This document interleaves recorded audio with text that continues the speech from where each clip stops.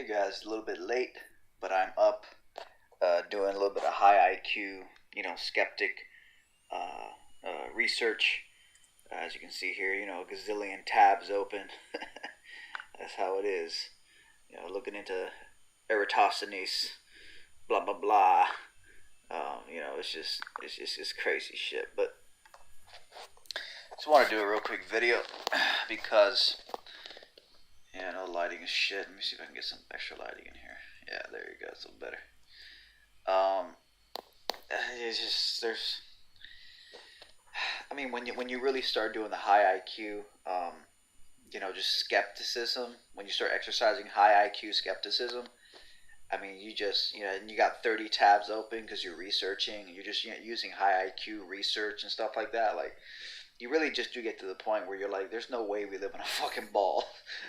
There's no way we live on a fucking globe. It's just, the globe is the most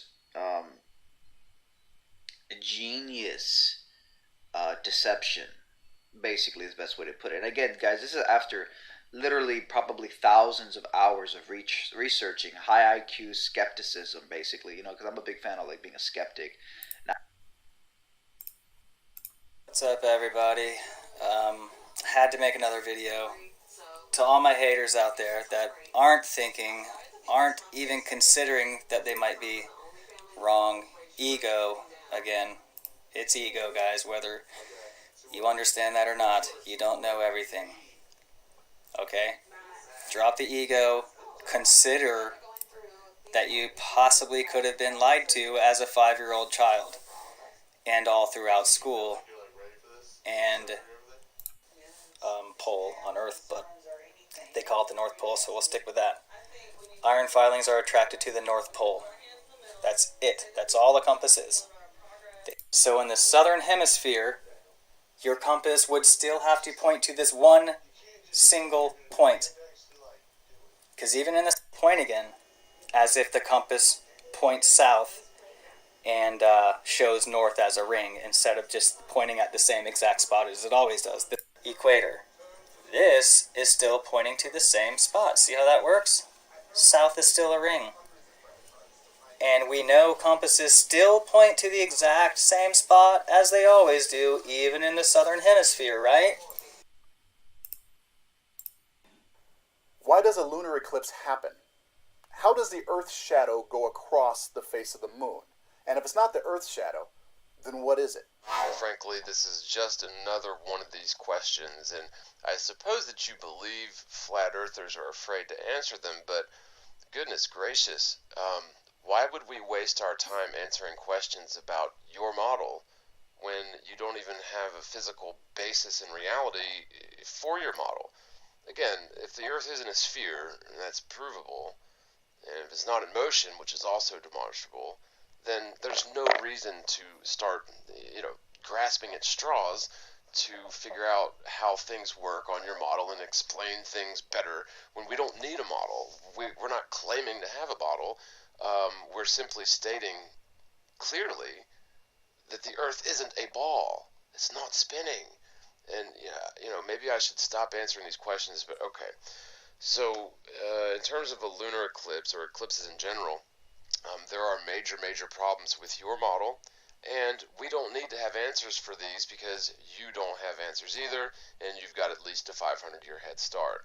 Now, one of the biggest problems with eclipses in general is the umbra-penumbra phenomenon, where you have essentially pinpointer converging conical shadows coming from, these spherical objects in space, and unfortunately, nowhere in reality can you demonstrate shadows behaving as such.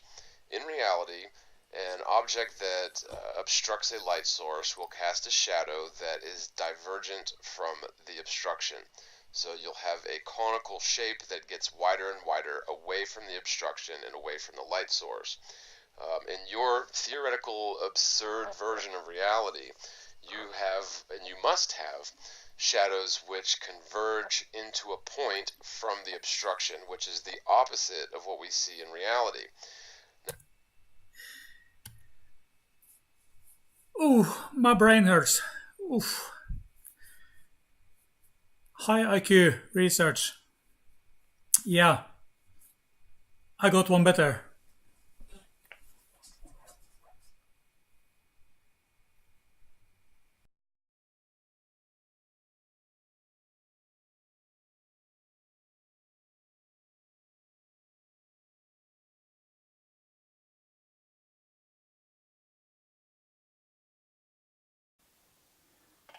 Now this is my kids' experiment box, so there's no excuse for anyone to not doing their own proper research. I'm not even going to call it high IQ research because this is just something anyone can do.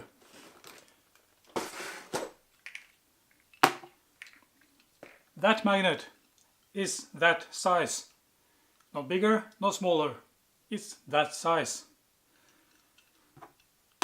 That compass is a toy compass, but it works. North is about that direction, so it's close enough. This magnet has a field much bigger than its own size. Just as the Earth. The Earth's magnetic field is very much bigger than its own size. So, just to make sure it's nothing here, I can pull this magnet around, or I can do this. Just let it get stable and go around. You can see it points to south here and north here.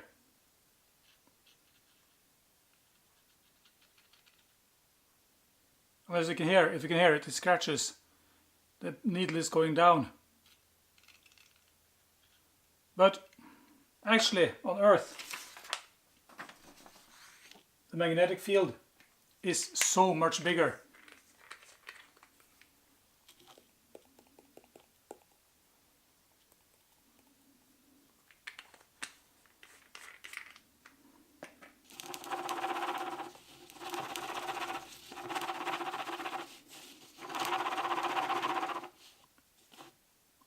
A little bit more.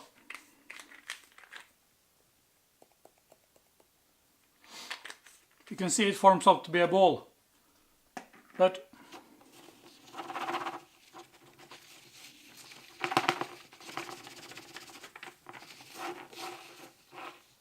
here you can clearly see the lines here going around.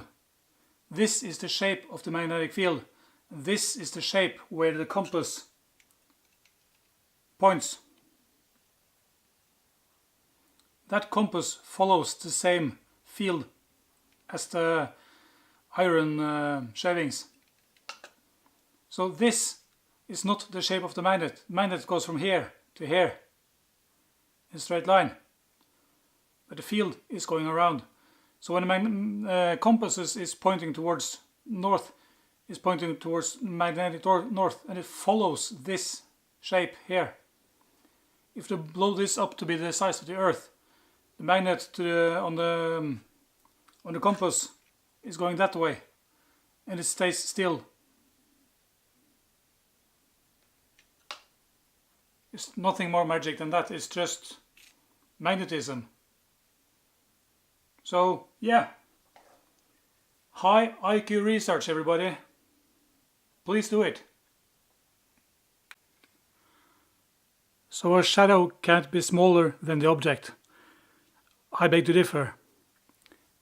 This globe is 30 centimeters in diameter. This ping pong ball is a tenth of that. And already the shadow on the wall is smaller than the ball. And when I pull it out, that shadow is just a small dot.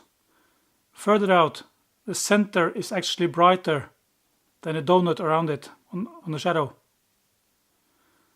This is what happens on a solar eclipse. The moon gets in the way and throws a tiny little shadow right there. And the way it moves, I'm not the astronomer, so I'm not going too deep into it. But when this moves according to the sun and the moon, that shadow moves in the opposite direction than what expected. There's obviously someone else much more better than me to describe this one. But a lunar eclipse, then the whole moon is gone.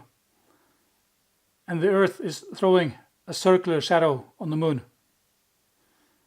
Why does this need to be magic? Why does this need to be high IQ research? Just find some toys and try for yourself. No need for YouTube or internet or anything. This is what happens. A small dot of shadow from the moon moving around. Yeah, high IQ research.